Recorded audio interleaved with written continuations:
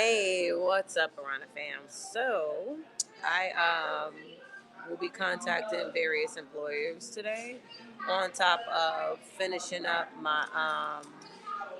Oh wow, I didn't even notice that. Interesting. On top of finishing up the podcast, on top of signing up for a new YouTube program, I'm excited about it. I started signing up for it a couple days ago, but I was doing it on my phone. And on my phone, I wasn't able to, really get to the nitty gritty. And so I was like, okay, this is something I'm definitely gonna have to do on my laptop. So I'm gonna just do it on my laptop. Um, I had to go and get clean, and I hand washed clothes and stuff. Got my Haitian on, and so I'm feeling good. Um, and I spent a little time in the sauna and stuff. I really sat for a minute and asked God to reveal, just run everything back to me, run everything back, and refresh my memory, so I can get really clear about how I got here. I was like, show me everything. And so there were a lot of new realizations, some things I overlooked simply because I just had no focus on it. A lot of things that I overlooked, that I'm gonna talk about, because this purge is happening, and I want it to happen. I've prayed for this purge. I've asked for this purge, and I want it, and so it's happening, and things are leaving, and I'm bidding it adieu, so that I could start over. The funniest thing to me that occurred to me while I was like meditating and stuff. Um, First of all, Stace, didn't God say get a job? Bitch, I had 3 jobs when I went to Chicago. Three. 3 jobs. And my YouTube money was keeping me afloat before the motherfuckers started stealing. So you get your shit together and get your life together while you worried about what the rest of us are doing. I mean that. Like, worry about you. This nigga up here fucking my father and coming up with schemes and shit. If you ain't got that happening in your life, mind your business.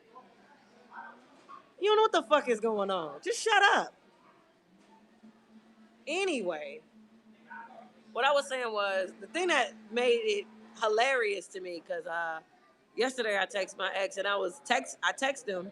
I was like, how did I become the person of focus in the first place anyway? Because I know you and you know you. There was other people besides me. Period. So how did the central focus really become on me if 50 wasn't on bullshit? It don't even make sense. It don't even make sense. He wasn't investigating all the other hoes you fuck. Why the fuck he care about me? How did all these other motherfuckers get involved? And Rail is dirty too, and we'll get to that. Rail introduced me to Power. I forgot all about that. I forgot all about that. The very first time I sat down and watched Power, it was with Rail, because Power used to come on Saturday. It used to come on a Saturday. They only used to come on Saturday nights, and like Power came out in 2014, and I was going through like my divorce shit, moving back to LA, being stranded in Iowa. Like, I had other shit going on. I wasn't watching television like that. And then when I got back to LA, all I wanted to do was just do fun things and take my mind off of it. And I didn't even have a television because I didn't pack a television in my station wagon, so I didn't have a TV. You know what I'm saying? So when I first got back to LA, that's where I went right back to my outdoor workouts. I was hanging out in Manhattan Beach, all that stuff, working out, doing the Culver City stairs, Santa Monica stairs, all that shit. And I took myself to the On the Run concert at Rose Bowl because I was like, fuck it, I want to see B, all this other shit. And somebody uh, wanted to go see Eminem and Rihanna and make it up to me that they didn't take me to the Beyonce concert. And but in God's honest truth, I don't feel like I was their first choice. I feel like they came up on them tickets, and it was like, well, let me do something nice for Rihanna. Whatever. Either way, we ended up going to see Eminem and Rihanna. And I was just getting back on stage a whole lot because I wanted to start writing about my divorce. I joined Toastmasters too. That was the highlight of my 2014, like joining Toastmasters, because I was I was writing a lot about my divorce, and I wanted to start taking my life experiences and packaging it to go talk to other women and go talk to like students. I was before I left Chicago and came to LA in 2014. I was getting approached a lot about speaking to students about following their dreams. Shout out to Cool Joe Cutter. He was my former T-shirt man. He had me speak at two different schools, and then somebody else had me speak at a high school, and then I had already went back to speak at my own high school back in 2012. But people were just requesting me to speak to students and talk to students about college, peer pressure, what have you. So shout out to Cool Joe. Shout out to Cool Joe. The first time I spoke to the students, I was very pleased with what happened, and it was great. And I ended up ending it all with a Zumba routine, and so we did Zumba together, and it was like bomb. The last school I did,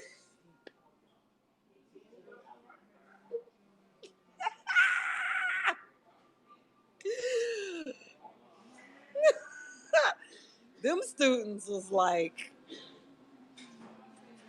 cause we was in the hood, and it was just everything was real. The vibe of it, like, cause it was in a it wasn't an at risk program, but it was very like, you know, we trying to keep these kids positive type of shit, right? And they was just so stone faced, yo. And I was like talking to the kids, and I was like, you know, trying to get on their level and shit. And I was just like, but at that point, at that specific juncture, especially because I knew I was moving to LA, I felt like that. I don't know. Either way, long story short, I didn't do the way it didn't go the way I planned it. Let's say that. I didn't feel like I had an impact on them.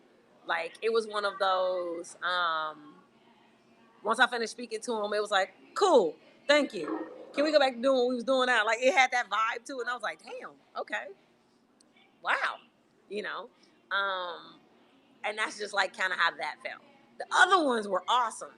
So when I came back to LA, I enrolled in the Toastmasters because I was like, I need to work on my public speaking. Like I'm a comedian and I have no problem like, you know, delivering material and talking to crowds. Um, I do I well, not as much, especially shut up Toastmasters. They really helped. I had a problem with profanity. That was one. And so in schools, you know, it was one of those things of because I couldn't speak as frank and as free as I wanted to speak, I always had to kind of find just a way to just express myself, right? And so I went to Toastmasters more so to handle that. And Toastmasters ended up being really, really fun. And I was at Fox Studios and Warner Brothers Studios. I joined two different chapters. So I was doing Toastmasters twice a week because I wanted to get through that level one program. I wanted my certificate. I wanted to get on down. And I attended both chapters. So I was at Warner Brothers all the time. I was at Fox all the time. And what was I doing for people that was watching my Instagram that didn't mind their fucking business? What you got going on? What you working on? We see you. What you doing? Where you going? What's going on? They was all doing that shit, and I was like, man, I'm handling stuff. I'm leveling up. That's what I'm doing. I'm over here leveling up. That was the answer I gave them because it was true, and that's what I'm doing. I don't have nothing to tell you. I'm leveling up. Just whatever. But also, people back home were saying that. Out of all of this, it was a lot of people that was back in Chicago that had the most animosity. In LA, you know, people are out here trying to achieve their own dreams. So even if they don't like you, even if they feel away, they out here achieving their own dreams. So, you know, they low key get like credit for the fact that they had enough faith to leave their hometowns, whatever the fuck they from, to, you know what I'm saying, invest in their self and believe in themselves. They feel away. They don't want you doing better than them, depending on, how genuine they are. But they are also tending to their own dreams.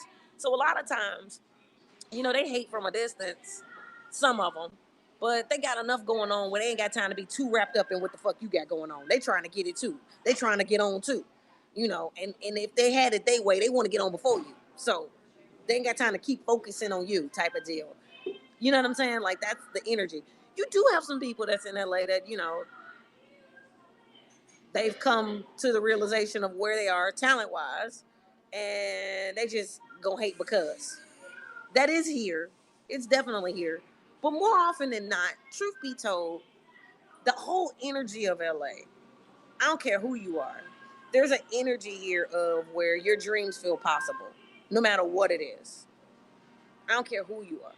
Everybody here is doing something else.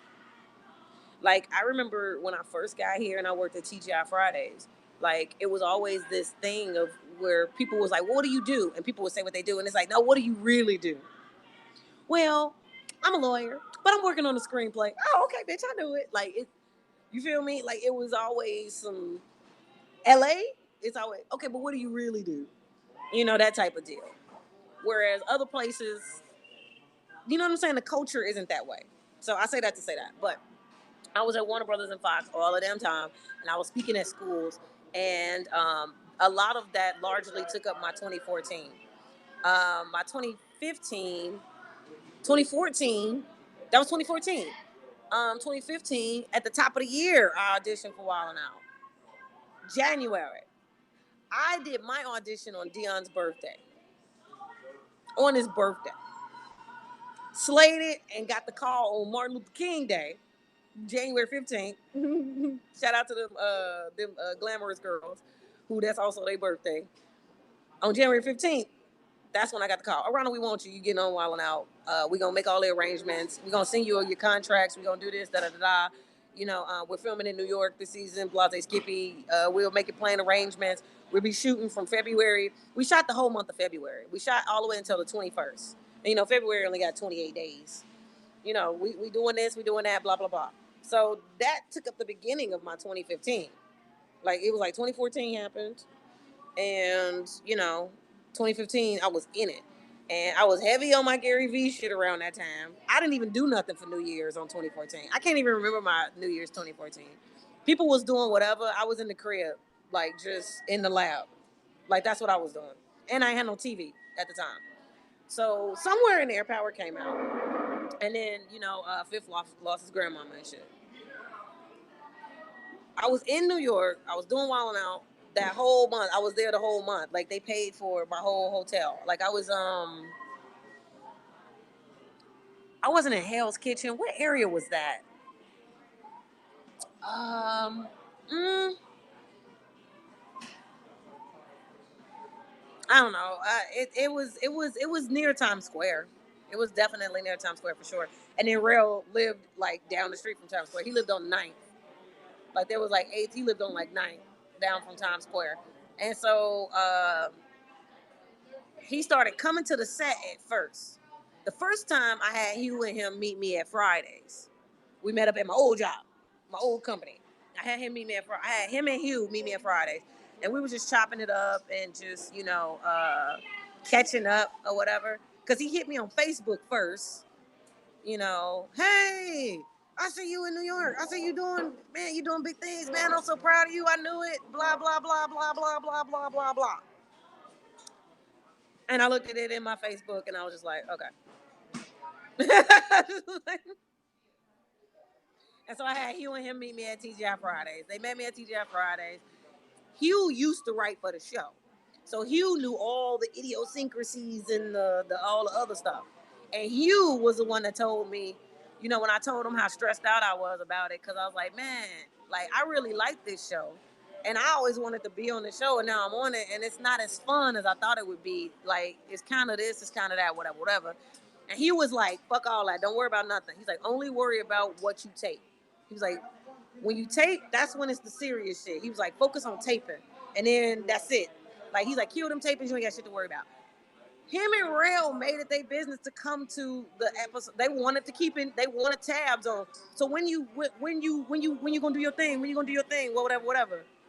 When I got my episode, the first one, which was it ended up being the Ray J episode, the Ray J Lil Duval. They came, and or Hugh got it and Rail was late. No, I feel like they both was there.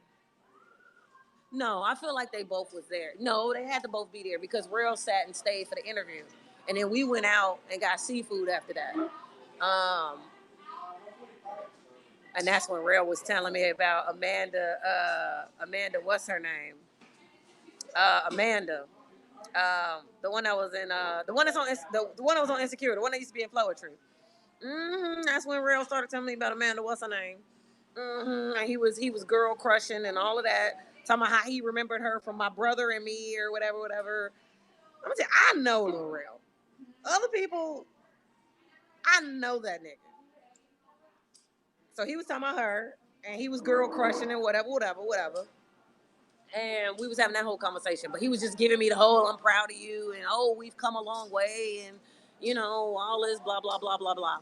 And we started hanging out, and I was hanging out at this crib, and like we was on this whole, well, maybe we should try it again. Like we've learned a lot. We're older. Around I was young. I was stupid. I was this. I was that. Blah blah blah. Blah, blah, blah. Then we went to church together. Jesus.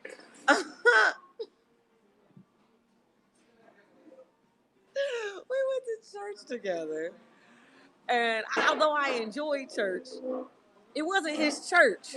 You know what I'm saying? I was like, where do you normally go to church? It was like we were guests at a church that he never went to before. Like, you know what I mean? Like he like Googled a church and found out who had 5 stars on Yelp. And that was the church we went to. And I was like, but where you been going to get your spiritual feeling this entire time? Like, where were you going? Like, if I'm bringing you church, I'm bringing you my church, the place I actually go and worship, and I have fellowship. And there was all of that, and we ended up watching Power. Like, he was really, really into Power, and he loved Naturi. Naturi is how you say it. I hate saying people's name wrong because I have a name like Arana. You know what I mean?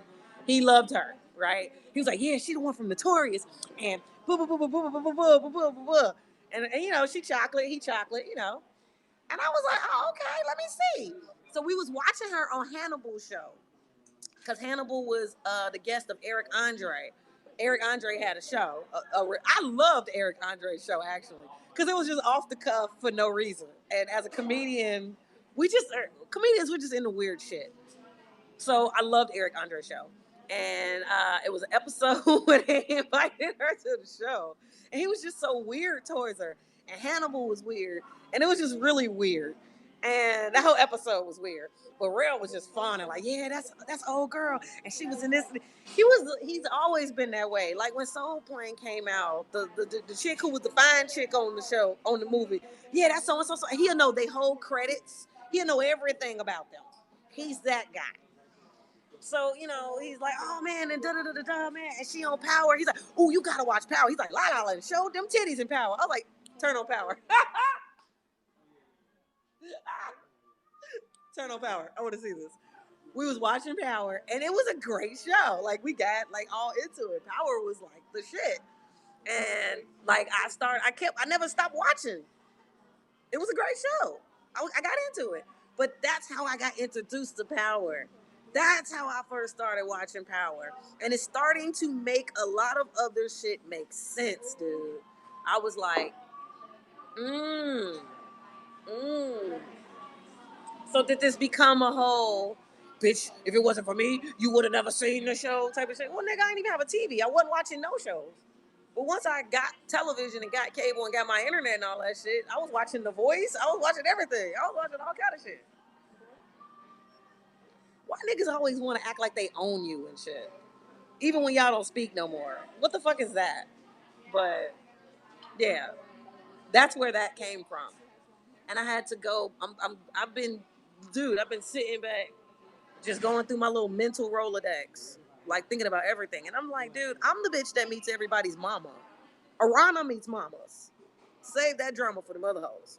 Arana meets mamas. Dion, Rail, it don't matter. Arana meets mamas. I meet mamas out here. Like, I ain't, all my dudes that I took seriously, I met their moms. Or, you know, their parents. I meet parents. I'm that girl. You can take me home. I'm not, I don't be, and I love, and I'll talk about this on the podcast, but I love meeting the people who make the people that I like. I love meeting the people who create the people that I'm in love with or create the people that I'm fascinated with. Because I want to know where they come from. I want to know what happened and I want to know the stories. Like, I love a good story. I want to know all the little shits. Oh, okay, now what happened? And then, because I know mothers love their sons, because of how I grew up, because of how close my mom and my brother were, okay? Especially because my father was not my brother's father, how close my mom and brother were, it's like a really sacred bond. You feel me? And so I was very aware of that. I always been very privy to that. And so I love moms, especially when I love their sons. Because I want to communicate to the mom, look, I'm gonna care for him the same way you care for him. I don't want them to have Neo baby neither. Like, I'm invested in this too. Like, that's your baby and I get it. I know that's your baby. I know. I know. Rana know, child. Rana know. I don't want nothing to happen to him neither. So I'm a, you know, and so I be wanting to meet moms and shit. Like, me and Real's mom that was my G. Nancy. We had the same birthday, everything. We was only 6 months, G. And this is why I keep like laughing at the whole thing. Like, everybody act like it was all that and all of this. I'm like, but we was only together 6 months. 6 months and it was over with. It probably would have been 3 had I not been cool with Nancy. Cause I liked mama more than anything. Yeah, I'm gonna start charging up so I could execute this little podcast real quick. I got hella shit to do, dude. Like, hella shit to do. And I haven't really eaten yet. I had like some Wendy's earlier, but I kept it light. But do.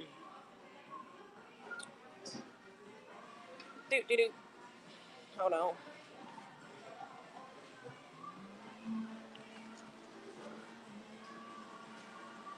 Yeah, it probably would have been 3 months had I not been cool with his mom. Cause hell, when we tried to try it again, and we were older, we had more knowledge, we were more, you know, we were more grown, we were more in tune with our careers. We both had more money. Nancy went round. That shit lasted 3 months.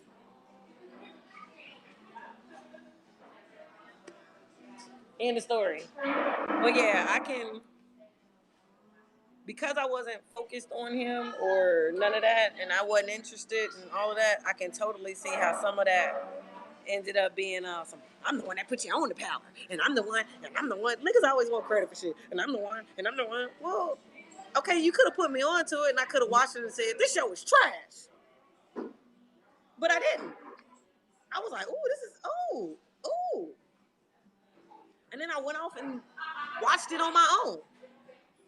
And shit, when he introduced me to Power, I don't even know what episode that was. So I had to go back and watch it from the first one because I wanted to, you know what I'm saying? I wanted to know all the shit. So it was like, we didn't watch like the first episode together. Like, I came in when she was fucking Sean.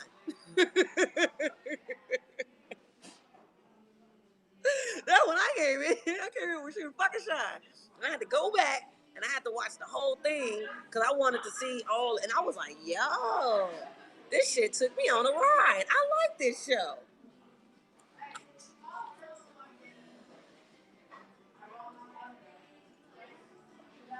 I ain't watched one episode of this new season, and I don't care.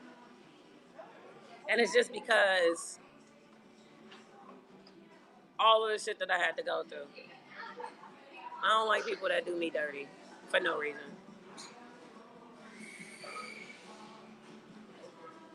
People kind of like put the spoilers out and shit, and I was just like, mm, mm. I could purchase the app a couple times, and I was just like, mm, mm.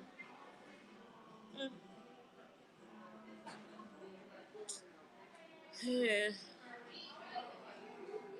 I'm over it. Way to ruin something cool. I'm talking about, child, please. I'll talk about it on my podcast. Like, niggas just be doing the most. Child, that was actually like that. Like, it also made that party make sense when I was meditating about everything. It made that Brooklyn party, all that shit, make so much more sense. And 50 was all worried about me looking at Omari because, everybody know Omari fine, but everybody also know Omari married. Like, among other things, but like, be that. I think I said this in my podcast. I'm not sure if it got cut off, but I've never really had a problem of finding attractive men to date. That's never been my issue. Or having attractive men be interested in me. That's never been my issue ever. Like, I don't even know what that feels like. I'm gonna be honest. I don't know. I don't know. It's not my issue. So a man being fine don't really do nothing for me. For me, I much more prefer having some cool connection with a person.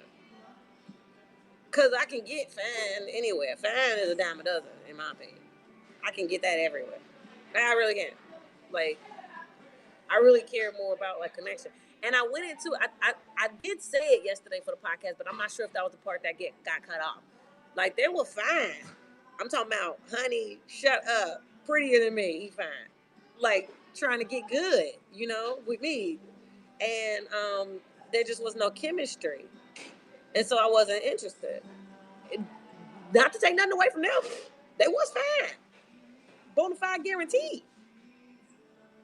But it wasn't nothing there besides that was gonna make me stay and want to keep calling and hanging out or checking in. Hey, what's going on? You know, just cause he fine. Eh, I'm cool. Like, I don't. And because he fine, he gonna have options. Like, so the fact that I'm not feeling nothing ain't gonna stop his game. It ain't gonna stop his program. So everybody's happy. But yeah, he was. I did. It's crazy. Anyway, blah blah blah. Let me set up some of this stuff real quick because it's already noon, and I want to get some stuff cracking. I have a burst of energy. I ain't had no coffee, nothing, y'all, and I'm on it. So let me get that popping. I'm in Hawthorne, California right now. I'll put this live in my YouTube, and let me get some stuff accomplished or what have you. But yeah,